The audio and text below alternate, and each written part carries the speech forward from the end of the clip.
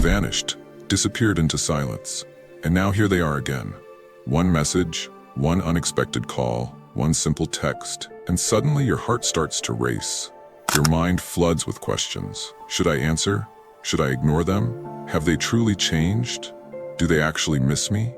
This is the place where most people falter. This is the exact moment that separates those who are emotionally grounded from those who are emotionally reactive. Because the greatest mistake people make after going no contact is forgetting why they initiated it to begin with. You didn't go silent to play games. You chose silence in order to heal. You removed yourself to reclaim your power. You walked away to finally break a cycle that had been quietly dismantling your peace. And yet, the moment they return offering a crumb of attention, so many throw away their progress for the same person who once made them question their worth. But hear me clearly.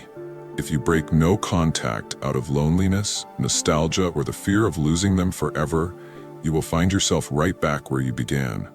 Hurt, confused, and emotionally depleted. This video isn't about cutting people off forever. It's about learning to recognize when it's actually safe to re-engage, and when what's in front of you is simply a trap wearing a friendly face. Because if you don't master this one decision, you'll end up dismantling all the healing you built in silence.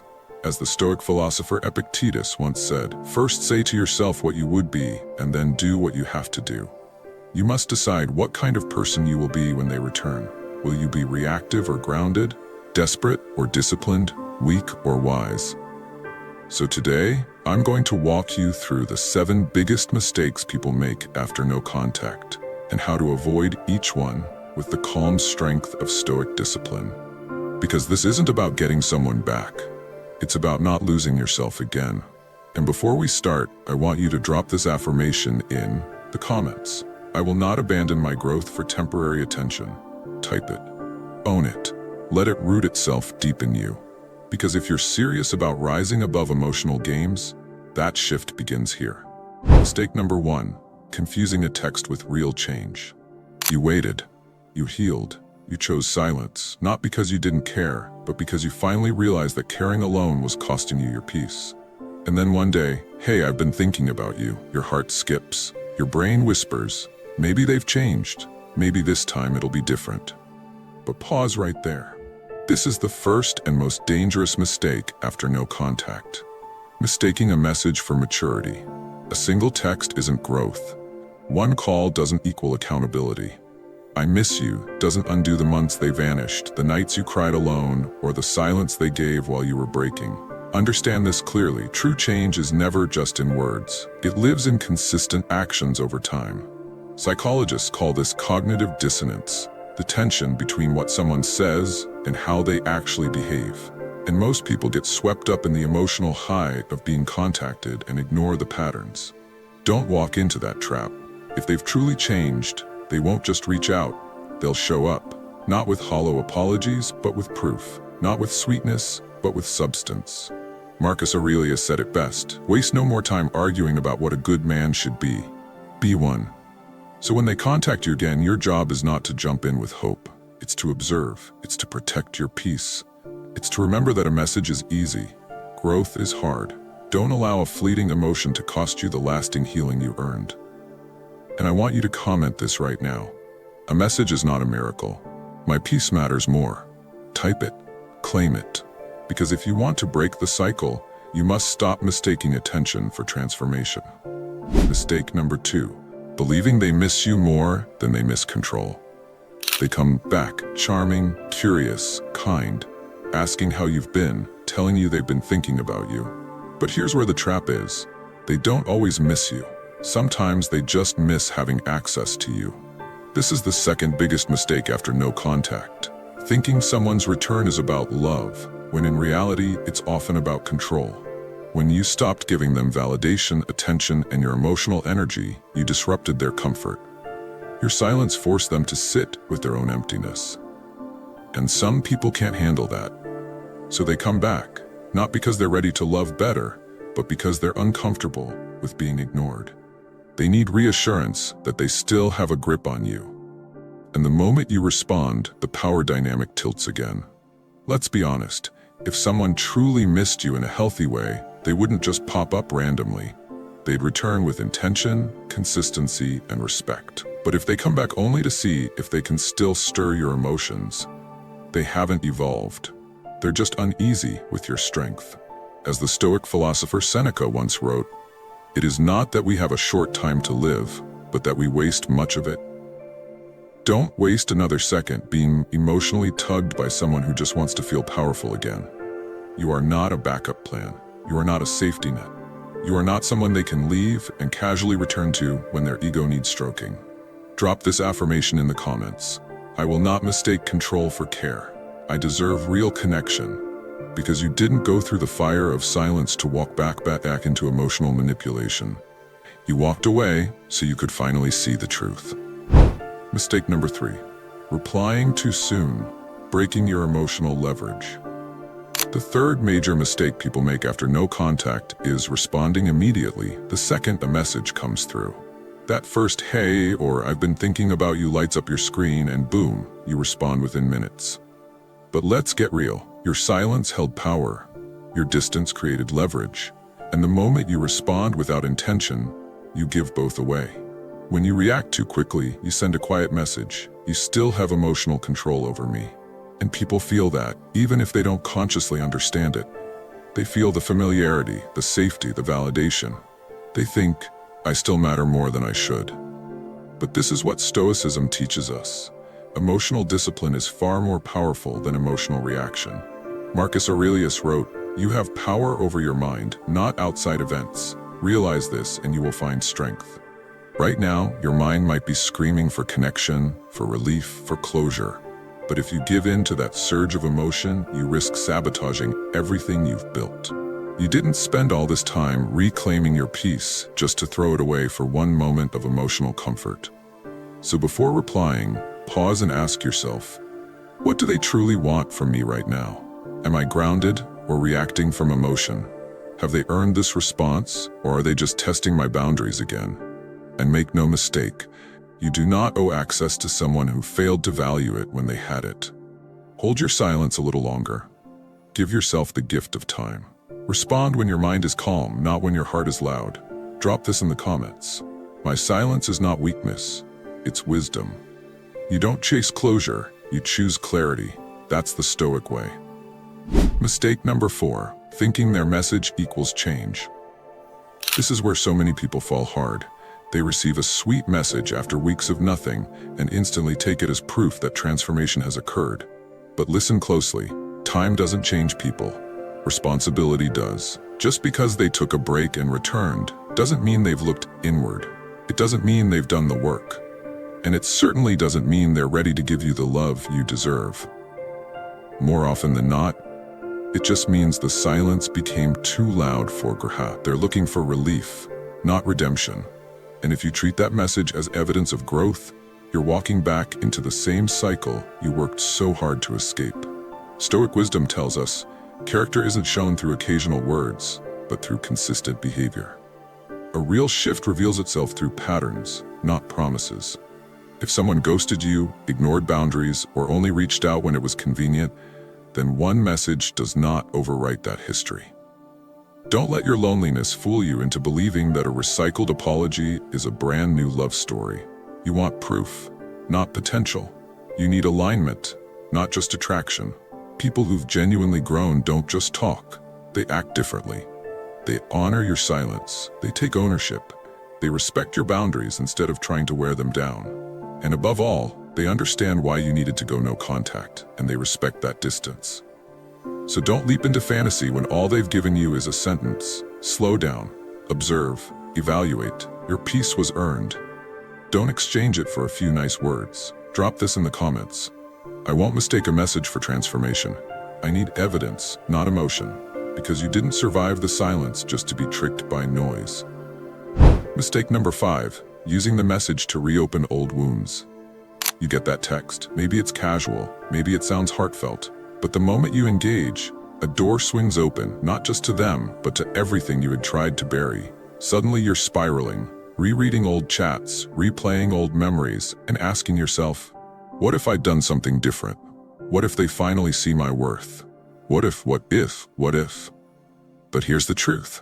This isn't love, it's an emotional relapse. That message didn't heal you. It re-exposed you.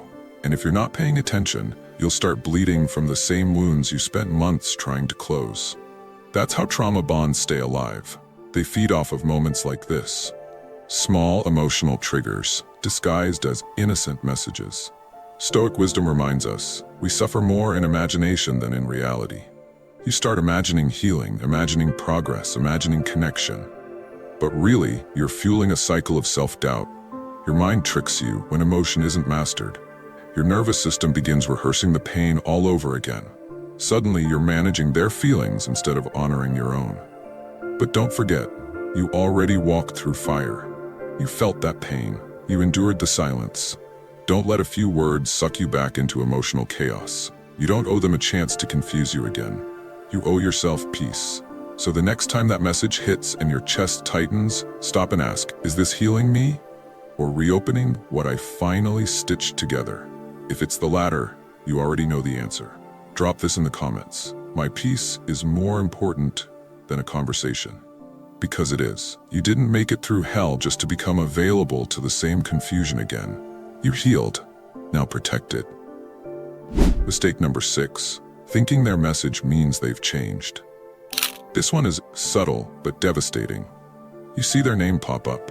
They say they're sorry. They say they've grown. And suddenly you're tempted to believe they've had a revelation, that they've done the deep work, that this is the sign you were waiting for. But let's be real. Words are easy. Patterns are proof.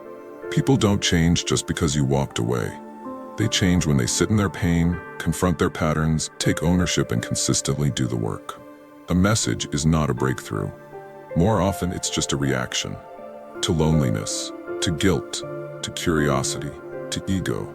Sometimes they just want to know if they still have access. And if you confuse their words with real growth, you give your power away. Again, Marcus Aurelius said, "Waste no more time arguing what a good man should be one." That truth doesn't only apply to you, it applies to them too. Stop hoping they've changed. Watch. Watch what they choose. Watch how they show up. Watch if their actions hold weight beyond the initial reach. Don't be fooled by the warmth of the moment. It could just be winter trying to borrow your fire.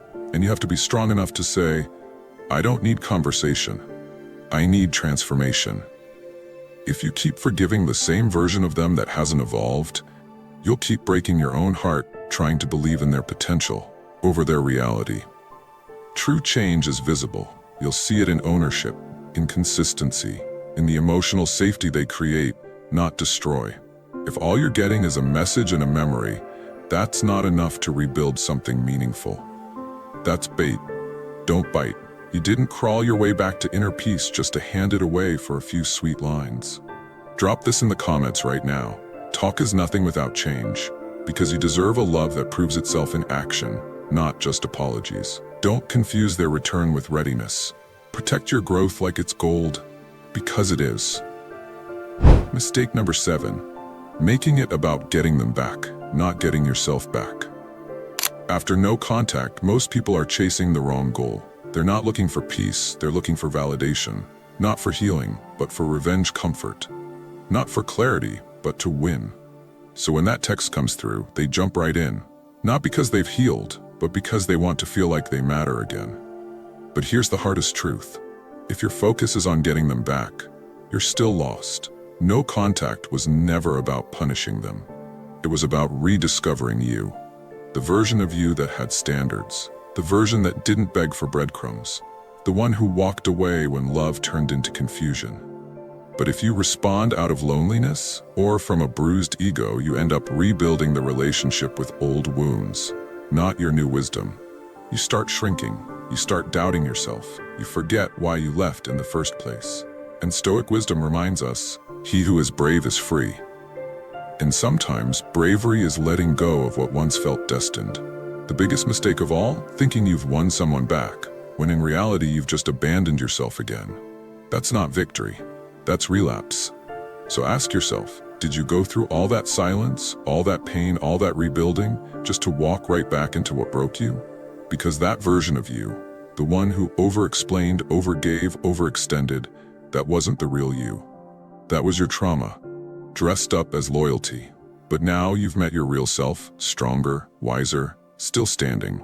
So don't go back to get them. Go forward to get yourself.